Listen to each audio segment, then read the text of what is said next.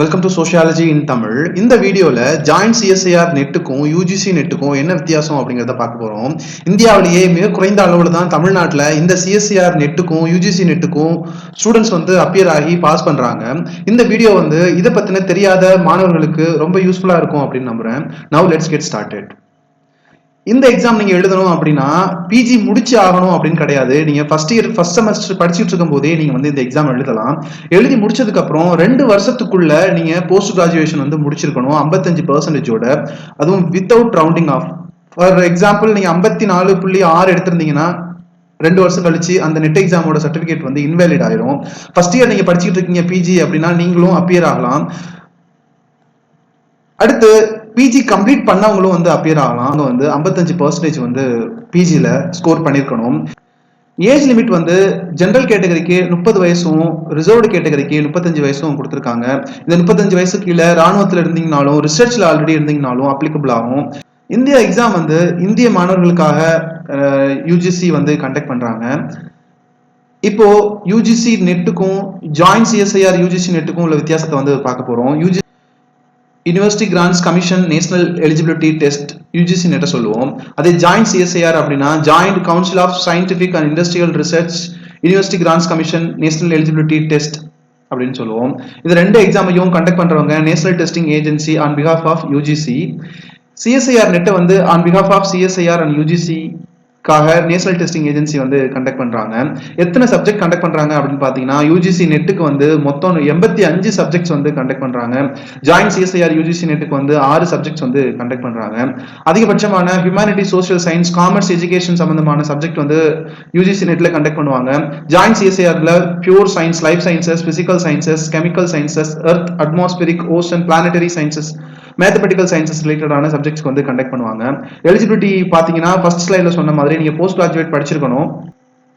அது மட்டும் இல்லாம நீங்க ஃபர்ஸ்ட் இயர் படிச்சுட்டு இருந்தாலும் இந்த எக்ஸாம் அப்பியர் ஆகலாம். ரிசர்வ்டு கேட்டகரிக்கு 50% எடுத்திருந்தா இந்த எக்ஸாம் நீங்க அப்பியர் ஆகலாம். அப்படி பிஜி படிச்சுட்டு இருக்கீங்க அப்படின்னா இந்த எக்ஸாம் கிளியர் பண்ணி 2 வருஷத்துக்குள்ள நீங்க பிஜியை கிளியர் பண்ணணும்.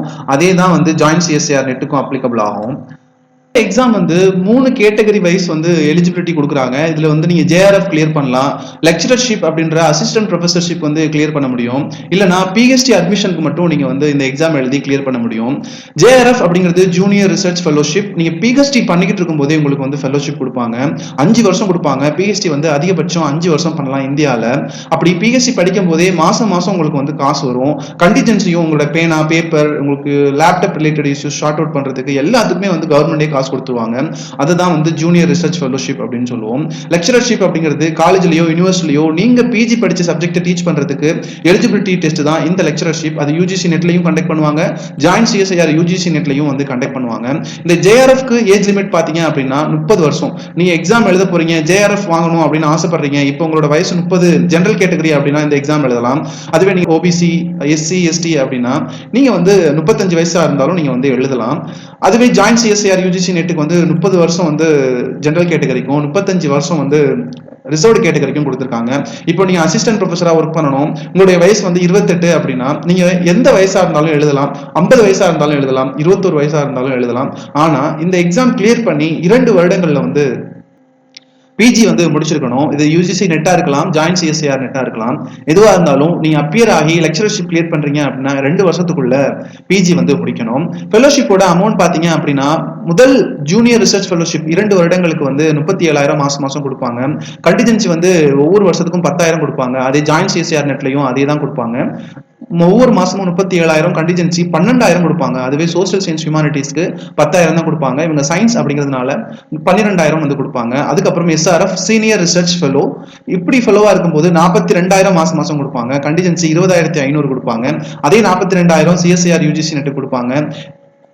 25,000 கண்டிஜென்சிக்கு கொடுப்பாங்க. அதர் ஃபெலோஷிப் இருக்கு. சப்போஸ் நீங்க ஜேஆர்எஃப்க்கு அப்பியர் ஆனீங்க, ஆனா உங்களால லெக்சரர்ஷிப் மட்டும் தான் கிளியர் பண்ண முடிஞ்சு, லெக்சரர்ஷிப்பும் பிஹெச்டி அட்மிஷனும் தான் கிளியர் பண்ண முடிஞ்சு அப்படிங்கிற சூழ்நிலையில அதிக மதிப்பெண் எடுக்கக்கூடிய OBC candidate, schedule caste candidate, person with disabilities கேண்டிடேட்ஸ்க்கு இந்த ஃபெலோஷிப் கொடுக்குறாங்க. இந்த ஃபெலோஷிப் ஷார்ட் லிஸ்ட் பண்ணக்கூடியவங்க நேஷனல் டெஸ்டிங் ஏஜென்சி தான். இந்த 3 ஃபெலோஷிப்பும் ministry of social justice and environment அப்படின்ற மினிஸ்ட்ரியில கவர்மெண்ட் ஆஃப் இந்தியா மூலமா குவாலிஃபைட் ஆன கேண்டிடேட்ஸ்க்கு வந்து 5 வருஷத்துக்கு வந்து கொடுப்பாங்க. இப்போ ஜேஆர்எஃப் சர்டிஃபிகேட், நீங்க ஜேஆர்எஃப் குவாலிஃபைட் ஆயிட்டீங்க அப்படின்னா இந்த சர்டிஃபிகேட்டை பயன்படுத்தி 2 வருஷத்துக்குள்ள நீங்க வந்து பிஹெச்டி ரெஜிஸ்ட்ரேஷன் ப்ராசஸ் முடிச்சு பிஹெச்டி ஜாயின் பண்ணணும். உதாரணமா இந்த வருஷம் 2025 கிளியர் பண்றீங்க அப்படின்னா 2027 6ஆம் மாசம் 24ஆம் தேதிக்குள்ள ஜாயின் பண்ணிடணும். இதே தான் சிஎஸ்ஐஆர் யூஜிசி நெட்டுக்கும். சப்போஸ் வந்து 3 கேட்டகரியா கண்டக்ட் பண்ணுவாங்க. நீங்க பிஹெச்டி மட்டும் நீங்க குவாலிஃபை ஆயிட்டீங்க அப்படின்னா இந்த சர்டிஃபிகேட்டோட வேலிடிட்டி ஒரே ஒரு வருஷம் தான். அதே மாதிரி தான் சிஎஸ்ஐஆர் யூஜிசி நெட்டும். இந்த எக்ஸாம் வந்து கேட்டகரி 1, கேட்டகரி 2, கேட்டகரி 3 அப்படின்னு 3 கேட்டகரியா வந்து கண்டக்ட் பண்றாங்க. இந்த டீடைல்ஸை கடைசி சைட்ல எக்ஸ்பிளைன் பண்றேன். அதனால ஸ்கிப் பண்ணாம இந்த வீடியோவை பாருங்க. பேட்டர்ன் பத்தி பார்க்க போறோம். யூஜிசி நெட்டுக்கு வந்து 2 பேப்பர் வந்து கண்டக்ட் பண்ணுவாங்க. இந்த 2 பேப்பர்ல ஃபர்ஸ்ட் பேப்பர் வந்து ஜெனரல் பேப்பர் அப்படின்னு சொல்லுவோம். இதுல teaching aptitude, logical reasoning, higher education பத்தி, என்விரான்மெண்ட் பத்தி கேட்பாங்க. அதுக்கப்புறம் சப்ஜெக்ட் பேப்பர், நீங்க சோசியாலஜி எடுக்கிறீங்க அப்படின்னா சோசியாலஜி பத்தின பேப்பர் இருக்கும். இதுல மொத்தம் வந்து 50 கேள்விகள் கேட்கப்படும் ஜெனரல் பேப்பர்ல. சப்ஜெக்ட் பேப்பர்ல 100 கேள்விகள் வந்து கேட்கப்படும். மொத்தம் வந்து 150 கேள்விகள் கேட்கப்படும். இதுக்கு நெகட்டிவ் மார்க் வந்து கிடையாது. அதுவே ஜாயின்ட் சிஎஸ்ஐஆர் யூஜிசி நெட்ல வந்து சிங்கிள் பேப்பர் தான் கேட்பாங்க. ஆனா இதுல 3 பார்ட் வந்து இருக்கும். பார்ட் ஏல வந்து ஜெனரல் ஆப்டிடியூடும், பார்ட் பி அண்ட் சில சப்ஜெக்ட் ரிலேட்டட் கொஸ்டின்ஸும் இருக்கும். ஆனா இங்க வந்து நெகட்டிவ் மார்க்ஸ் இருக்கு. ஒவ்வொரு சப்ஜெக்ட்டுக்கும் ஏத்த மாதிரி 75 கேள்விகள்ல இருந்து 150 கேள்விகள் வரையும் இதுல வந்து கேட்கறாங்க. அதனால எந்த சப்ஜெக்ட்டுக்கு எத்தனை கேள்விகள் கேட்கறாங்கன்னு இன்ஃபர்மேஷன் புல்லட்டினை வந்து செக் பண்ணுங்க. அந்த இன்ஃபர்மேஷன் புல்லட்டினோட வெப்சைட் வந்து கொடுத்துருக்கேன். இந்த வெப்சைட்டை செக் பண்ணீங்க அப்படின்னா இந்த எல்லா இன்ஃபர்மேஷனும் உங்களுக்கு வந்து கிடைக்கும். கெரியர் ஆப்பர்ச்சுனிட்டிஸ் என்னென்ன, நீங்க யூஜிசி நெட் கிளியர் பண்ணாலும் சிஎஸ்ஐஆர் யூஜிசி நெட் கிளியர் பண்ணாலும் ஒரே கெரியர் ஆப்பர்ச்சுனிட்டி தான். அசிஸ்டன்ட் ப்ரொஃபஸரா வந்து காலேஜ்லயோ யூனிவர்சிட்டியோ ஒர்க் பண்ண முடியும்.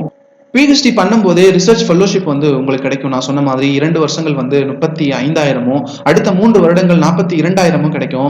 பிஹெச்டி அட்மிஷன் கிடைக்கிறதுக்கு இந்த எக்ஸாம் வந்து ரொம்ப யூஸ்ஃபுல்லா இருக்கும். அதே மாதிரி தான் ஜாயின்ட் சிஎஸ்ஐஆர் யூஜிசி நெட்டும். ஃப்ரீக்வன்சி ஆஃப் எக்ஸாம், ஒரு வருஷத்துக்கு எத்தனை தடவை எக்ஸாம் கண்டக்ட் பண்ணுவாங்க அப்படின்னா ஜூன் மாசம் ஒரு முறையும் டிசம்பர் மாசம் ஒரு முறையும் கண்டக்ட் பண்ணுவாங்க. அதே மாதிரி தான் ஜாயின்ட் சிஎஸ்ஐஆர் யூஜிசி நெட்டும் ஜூன் மாசம் ஒரு முறையும் டிசம்பர் மாசம் ஒரு முறையும் கண்டக்ட் பண்ணுவாங்க. நீங்க அப்பியர் ஆகும்போது எத்தனை பேர் குவாலிஃபைட் ஆகாம அப்படின்னு உங்களுக்கு டவுட் இருக்கும். இப்படி அப்பியர் ஆகும்போது யூஜிசி நெட் எக்ஸாம் பொறுத்தவரையும் 6% கேண்டிடேட்ஸ் வந்து நெட் குவாலிஃபிகேஷனுக்கு எடுத்துப்பாங்க. அந்த 6ல டாப்பா இருக்க 1% ஸ்டூடெண்ட்ஸை வந்து ஜேஆர்எஃப்க்கு எடுத்துப்பாங்க. இந்த 6%, 1% அப்படிங்கிறது எப்படி டிசைட் ஆகும் அப்படின்னா கவர்மெண்ட் ஆஃப் இந்தியாவோட ரிசர்வேஷனை பேஸ் பண்ணி இந்த 6%க்குள்ள மக்களை வந்து எடுப்பாங்க. அதே மாதிரி சிஎஸ்ஐஆர் யூஜிசி நெட் வந்து பாத்தீங்கன்னா இவங்களுக்கு எந்த பர்சன்டேஜும் கொடுக்கல. கவர்மெண்ட் ஆஃப் இந்தியாவோட ரிசர்வேஷனை ஃபாலோ பண்ணி நம்பர் ஆஃப் ஜேஆர்எஃப் வந்து அவங்க கமிட்டி தான் டிசைட் பண்ணும். இவங்களோட அபிஷியல் வெப்சைட் வந்து இந்த லிங்க்ல கொடுத்துருக்கேன். இந்த லிங்க் ஃபாலோ பண்ணி டீடைல்டான இன்ஃபர்மேஷன் தெரிஞ்சுக்கோங்க. அதுக்கப்புறமா கேட்டகரி 1, கேட்டகரி 2, கேட்டகரி 3. கேட்டகரி 1 பாத்தீங்க அப்படின்னா நீங்க வந்து ஜேஆர்எஃப் வாங்கணும், பிஹெச்டி ஜாயின் பண்ண போறீங்க, பிஜி படிச்சுட்டு இருக்கீங்க, இல்ல படிச்சு முடிச்சிட்டீங்க, ரிசர்ச் பண்ற ஐடியா இருக்கு, பிஹெச்டி அட்மிஷன் வாங்கணும், வித் ஃபெல்லோஷிப்போட வாங்கணும், ஆல்சோ அசிஸ்டன்ட் ப்ரொஃபஸராகவும் ஒர்க் பண்ணணும் அப்படின்னு ஆசைப்பட்டீங்க பிஹெச்டி முடிச்சதுக்கு அப்புறம் அப்படின்னா இந்த கேட்டகரி 1 வந்து நீங்க சூஸ் பண்ணலாம். ஆனா இந்த கேட்டகரிக்கு ரொம்ப மார்க் வந்து எடுத்தா மட்டுமே நீங்க செலக்ட் ஆக முடியும். ஜேஆர்எஃப் எஸ், ஏன்னா நீங்க பிஜி முடிச்சுட்டு பிஹெச்டி ஜாயின் பண்ண போறீங்க, உங்களுக்கு ஃபெல்லோஷிப்பும் கிடைச்சிரும். பிஹெச்டி முடிச்சதுக்கு அப்புறம் நீங்க அசிஸ்டன்ட் ப்ரொஃபஸரா வந்து ஒர்க் பண்ண முடியும். பிஹெச்டி அட்மிஷனுக்கும் இந்த என்ட்ரன்ஸ் மார்க்கா யூஸ் பண்ணிக்கலாம். கேட்டகரி 2 பொறுத்தவரையும் நீங்க வந்து ஜேஆர்எஃப் வேணா, நீங்க வந்து பிஜி வச்சிருக்கீங்க, அசிஸ்டன்ட் ப்ரொஃபஸரா வந்து ஒர்க் பண்ணணும், பிஹெச்டி அட்மிஷனும் வாங்கணும் அப்படின்னு நினைச்சீங்கன்னா கேட்டகரி 2 வந்து செலக்ட் பண்ணிக்கலாம். கேட்டகரி 3 பாத்தீங்க அப்படின்னா பிஹெச்டி அட்மிஷன் மட்டும் போதும், உங்களுக்கு வந்து வயசு ஆயிருச்சு, ஜேஆர்எஃப் வாங்க முடியாது அப்படிங்கிற பட்சத்துல அசிஸ்டன்ட் ப்ரொஃபஸர்ஷிப்பும் உங்களுக்கு வேணாம், இப்போதைக்கு பிஹெச்டி கிடைச்சா போதும் அப்படின்னு செலக்ட் பண்ணீங்க அப்படின்னா இந்த ஆப்ஷன் வந்து சூஸ் பண்ணி எக்ஸாம் எழுதிக்கலாம். இதுதான் கேட்டகரி 1, கேட்டகரி 2, கேட்டகரி 3. இந்த கேட்டகரி 1, 2, 3ல டவுட் இருந்தா கமெண்ட் பாக்ஸ்ல கேளுங்க, நான் வந்து எக்ஸ்பிளைன் பண்றேன். இப்போ வந்து நீங்க UGC NET or CSIR UGC NET exam வந்து எழுதிட்டீங்க, பிஹெச்டி அட்மிஷன் வந்து வாங்க போறீங்க அப்படின்னா நீங்க ஜேஆர்எஃப் கிளியர் பண்ணிருக்கீங்க அப்படிங்கிற பட்சத்துல நீங்க வந்து டைரக்டா ஒரு யூனிவர்சிட்டியோட இன்டர்வியூக்கு போக முடியும். ரிட்டன் எக்ஸாம் எழுத தேவையில்லை. எல்லா யூனிவர்சிட்டிலையும் என்ட்ரன்ஸ் கண்டக்ட் பண்ணணும் யூஜிசி நார்ம்ஸ் படி, 2022 ரெகுலேஷன்ஸ் படி. அப்படி கண்டக்ட் பண்ணும்போது நீங்க டைரக்டா வந்து இன்டர்வியூக்கு போக முடியும் ஜேஆர்எஃப் குவாலிஃபைட் ஆயிருந்தீங்கன்னா. அதுவே கேட்டகரி 2 and 3ல பிஹெச்டி அட்மிஷன் வாங்கணும் அப்படின்னா இதோட மார்க்கை வந்து என்ட்ரன்ஸ்க்கு யூஸ் பண்ணுவாங்க. அப்படி என்ட்ரன்ஸ்க்கு யூஸ் பண்ணும்போது நீங்க ஸ்கோர் பண்ண மார்க் 70% வெயிட்டேஜ் எடுத்துப்பாங்க. 70%க்கு கன்வெர்ட் பண்ணி எத்தனை மார்க் அப்படின்னு கொடுத்துட்டு இன்டர்வியூக்கு உங்களை கூப்பிடுவாங்க. அப்படி இன்டர்வியூக்கு போகும்போது உங்களுடைய மார்க் வந்து 30% கன்வெர்ட் பண்ணி அந்த மார்க் எடுத்துப்பாங்க. சில யூனிவர்சிட்டியில வந்து நெட் கிளியர் பண்ணா என்ட்ரன்ஸ் எழுதாம டைரக்டா இன்டர்வியூவும் கூப்பிடுவாங்க. அது ஒவ்வொரு யூனிவர்சிட்டியோட டேர்ம்ஸ் அண்ட் கண்டிஷன்ஸ் வந்து பொறுத்து அமையும். கடைசியா நீங்க வந்து இந்த எக்ஸாம் எழுதிட்டீங்க, கேட்டகரி 2 அண்ட் 3ல வந்து பாஸ் ஆயிருக்கீங்க அப்படின்னா நீங்க ஸ்கோர் பண்ண மார்க்ஸ் வந்து ஒரு வருஷம் தான் வந்து வேலிடா இருக்கும். இந்த 2 அண்ட் 3ல வந்து நீங்க அசிஸ்டன்ட் ப்ரொஃபஸராகவும் செலக்ட் ஆயிருக்கலாம், பிஹெச்டி கேட்டகரியிலையும் செலக்ட் ஆயிருக்கலாம். அப்படி இருக்கும் பட்சத்துல உங்களுடைய மதிப்பெண்கள் வந்து ஒரு வருஷம் தான் வந்து வேலிடா இருக்கும். சில யூனிவர்சிட்டிஸ்ல வந்து 2 செஷனா வந்து அட்மிஷன்ஸ் எடுப்பாங்க. இந்த வருஷத்துக்குள்ள 2 செஷன் நடக்கும்போது நீங்க அப்ளை பண்ணும்போது நீங்க ஸ்கோர் பண்ண மார்க்கை வந்து எடுத்துப்பாங்க. இதே அடுத்த வருஷம் இந்த ஸ்கோரை நீங்க யூஸ் பண்ணி எந்த எக்ஸாமுக்கும் அப்ளை பண்ண முடியாது, என்ட்ரன்ஸ் எக்ஸாம்ஸ்க்கு.